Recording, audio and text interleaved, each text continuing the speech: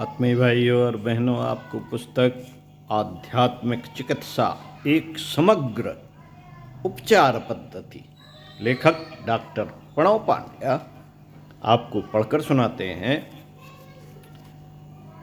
पृष्ठ 32 से कर्म फल के सिद्धांत को समझना भी अनिवार्य है। सुनते हैं। कर्मसु कौशलम,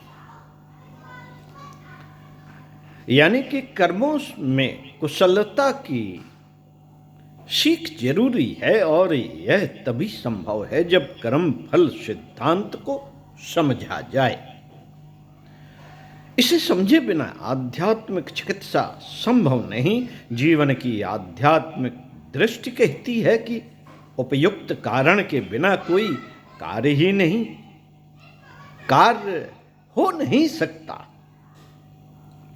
यदि जिंदगी में कुछ घटित हो रहा है तो इसके पीछे किन्हीं कारणों का होना आवश्यक है।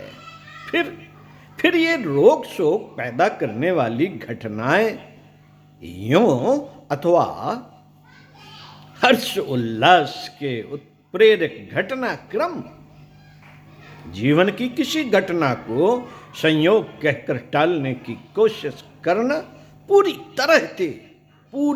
तरह से अवैज्ञानिक है। सच तो यह है कि प्रकृति के संपूर्ण परिदृश्य में कभी भी कहीं भी संयोग घटित नहीं होते। प्रत्येक घटना उपयुक्त कारणों के गर्भ से जन्म लेती है। प्रत्येक फल बीज के समुचित विकास का परिणाम होता है। बीज के समुचित विकास का परिणाम होता है। कई बार ऐसा होता है कि हम किसी घटनाक्रम के लिए जिम्मेदार उपयुक्त कारणों को ढूंढने में असफल रहते हैं और अपनी इस असफलता को संयोग के मत्थे मढ़कर छुट्टी पा लेते हैं। लेकिन यह प्रक्रिया सिरे से गलत है, से गैर जिम्मेदारी के सिवा और कुछ नहीं कहा जा सकता। प्रत्येक वर्तमान का अतीत होता है और इसका भविष्य भी अतीत के गर्भ के बिना कोई वर्तमान अपना अस्तित्व नहीं पा सकता। इसी तरह वर्तमान के कार्यों की परिणति भविष्य में अपना सुफल अथवा कुफल प्रकट किए बिना नहीं रहेगी। घटना छोटी हो या बड़ी, प्रत्येक के साथ यही नियम विधान काम करता है। इसे अस्वीकारने अथवा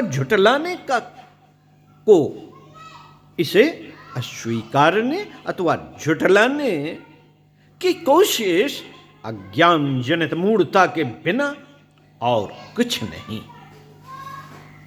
कर्म फल विधान की यही सच्चाई हमारी अपनी जिंदगी के साथ जुड़ी हुई है। हमारा यह जीवन, यह मनुष्य जन्म किन्हीं संयोगों के कारण नहीं उपजा या पनपा। इसके पीछे हमारे ही द्वारा किए गए कुछ सुनिश्चित कर्म है। हमारी बचपन की किलकारियां, किशोर वय की कुहेलिकाएं, जीवन यौवन का पौरुष, बुढ़ापे की लाचारी के जिम्मेदार हमारे अपने सिवा और कोई नहीं। परमात्मा कभी किसी के प्रति भेदभाव नहीं करते। उनकी कृपा या कोप के पीछे हमारे अपने ही सत्कर्म या दुष्कर्म जिम्मेदार होते हैं। जिंदगी में सुख आए अथवा दुख, उनके कारण केवल हम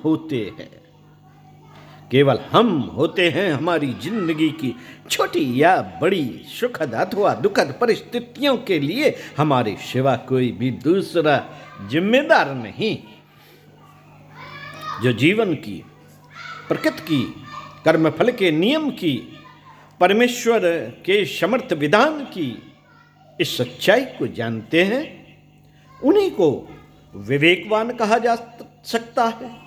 अपने जीवन की जिम्मेदारी स्वीकारने वाले ऐसे कुशल व्यक्ति ही इसे संवारने का सच्चा प्रयत्न कर पाते हैं। अन्यथा और लोग तो अपने गैर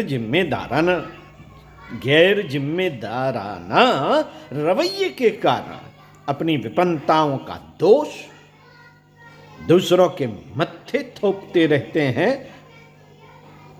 इनकी विषम परिस्थितियों के लिए कभी तो भगवान जिम्मेदार होता है, तो कभी भाग्य, कभी कोई मित्र, तो कभी कोई शत्रु।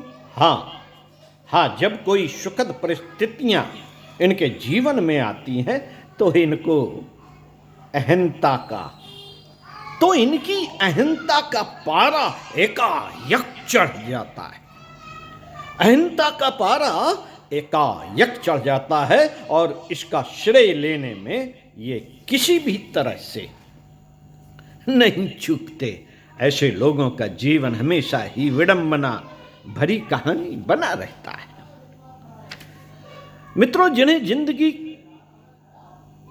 की आध्यात्मिक चिकित्सा में रुचि या रस है, उनसे समझदारी की अपेक्षा है।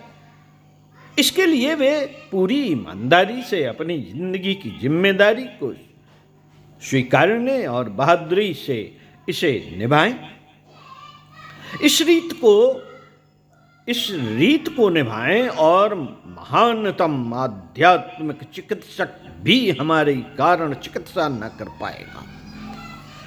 इस रीत को निभाए बगैर महानतम आध्यात्मिक चिकित्सक भी हमारी कारगर चिकित्सा न कर पाएगा। युग ऋषि गुरुदेव का कहना था कि कर्मफल सिद्धांत आध्यात्मिक चिकित्सा का सर्वमान्य सिद्धांत है।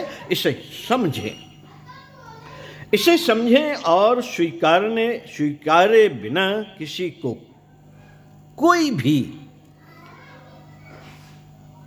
भी मदद संभव नहीं। इस संबंध में एक बड़ी मार्मिक घटना है। महाराष्ट्र का कोई व्यक्ति उनसे मिलने आया।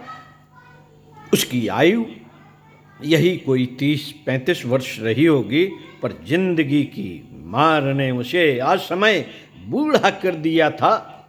रूखे उलझे सफेद बाल, हल्की पीली सी धसी हुई आंखें, चेहरे पर विषद की घनी छाया, दुबली पतली कद काठी, सांवला रंग रूप, बड़ी आशा और उम्मीद लेकर वह गुरुदेव के पास आया था। आते ही उसने प्रणाम करते हुए अपना नाम बताया, उदयवीर घोर पड़े। साथ ही यह कहा कि वह महाराष्ट्र के बालगांव के पास के किसी गांव का रहने वाला है। इतना सा परिचय देने के बाद वह फपक कर रो पड़ा और रोते हुए उसने अपनी विशद कथा कह सुनाई। रोते हुए अपनी विशद कथा कह सुनाई।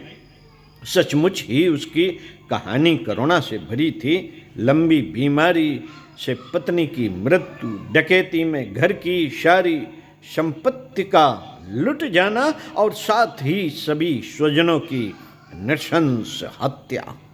वह स्वयं तो इसलिए बच गया क्योंकि कहीं काम से बाहर गया था। अब निर्धनता और प्रियजनों के विक्षोभ ने उसे अर्धविक्षिप्त बना दिया था। जीवन उसके लिए अर्थहीन था और मौत ने उसे अस्वीकार कर दिया था। अपनी कहानी सुनाते हुए उसने एक रट लगा रखी थी कि गुरुजी मेरे साथ ऐसा क्यों हुआ? मैंने तो किसी का कुछ नहीं बिगाड़ा था, भगवान ऐसा अन्याय क्यों है? पूज्य गुरुदेव ने बड़े प्यार से उसके सिर पर हाथ फेरते हुए कहा, बेटा बेटा अभी तेरा मन ठीक नहीं है, मैं तुझे कुछ बताऊंगा भी तो तुझे समझ में नहीं आएगा। अभी तो मैं तुझे एक कहानी सुनाता हूं। यह कहानी उस समय जन्मी जब भगवान श्री कृष्ण पांडवों के दूत बनकर कौरव सभा में गए और वहां उन्होंने उद्दंड दुर्योधन को डपटते हुए अपना विराट रूप दिखाया। इस दिव्य रूप को भीष्म विदुर जैसे भक्तों ने देखा। ऐसे में धृतराष्ट्र ने भी कुछ समय के लिए आंखों का वरदान मांगा ताकि वह भी भगवान की दिव्य छवि निहार सके। कृपालु प्रभु ने धृतराष्ट्र को की प्रार्थना स्वीकार की। तभी धृतराष्ट्र ने कहा, भगवान आप कर्म फल सिद्धांत को जीवन की अनिवार्य सच्चाई मानते हैं। सर्वेश्वर, मैं यह जानना चाहता हूं कि किन कर्मों के परिणाम स्वरूप मैं अंधा हूं। भगवान ने धृतराष्ट्र की बात सुनकर कहा, धृतराष्ट्र, इस सच्चाई को जानने के लिए मुझे तुम्हारे पिछले जन्मों को देखना पड़ेगा। भगवान के इन वचनों को सुनकर धृतराष्ट्र विगलित स्वर में बोले, कृपा करें प्रभु, आपके लिए भला क्या संभव है। कुरु सम्राट के इस कथन के साथ भगवान योगस्थ हो गए और कहने लगे, धृतराष्ट्र, मैं देख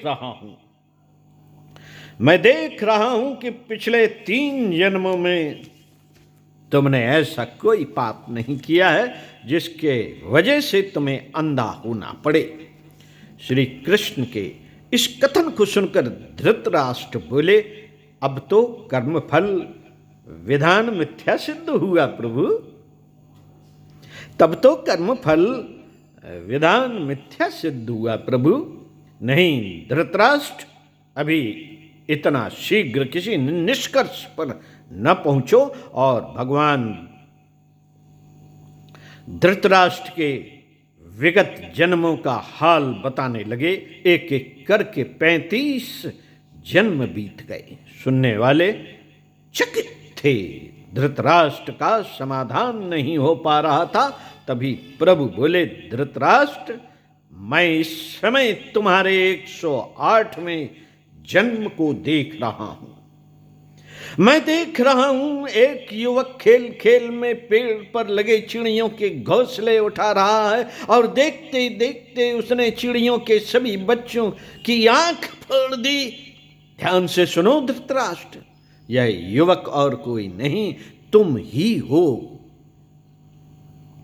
तुम ही हो। विगत जन्मों में तुम्हारे पुण्य कर्मों की अधिकता के कारण यह पाप उदय न हो सका। इस बार पुण्य क्षीण होने के कारण इस अशुभ कर्म का उदय हुआ है। इस कथा को सुनाते हुए परम पूज्य गुरुदेव ने उस युवक के माथे पर भौंवों के बीच हल्का सा दबाव दिया और वह निष्पंद होकर किसी अदृश्य लोक में प्रविष्ट हो गया। कुछ मिनटों में उसने पता नहीं क्या देख लिया। जब वापस उसकी चेतना लौटी तो वह शांत था। गुरुदेव उससे बोले, समझ गए ना बेटा? वह बोला, हाँ गुरुजी, मेरे ही कर्म हैं। यह सब मेरे ही दुष्कर्मों का फल है। कोई बात नहीं बेटा, जब जागे तभी सवेरा। अब से तुम अपने जीवन को संवारो, मैं तुम्हारा साथ दूंगा। क्या करना होगा? उस युवक ने पूछा। चित्त के संस्कारों को जानो और इनका परिष्कार करो। गुरुदेव के इस कथन ने उसके जीवन में नई राह खोल दी। साथियों, इसी क्रम को आगे बढ़ाए रखते हुए अगले वीडियो में आपसे इसी पुस्तक के पृष्ठ 37 से पढ़कर सुनाएंगे। चित्त के संस्कारों की चिकित्सा। अवश्य सुनिएगा। ओम शांति।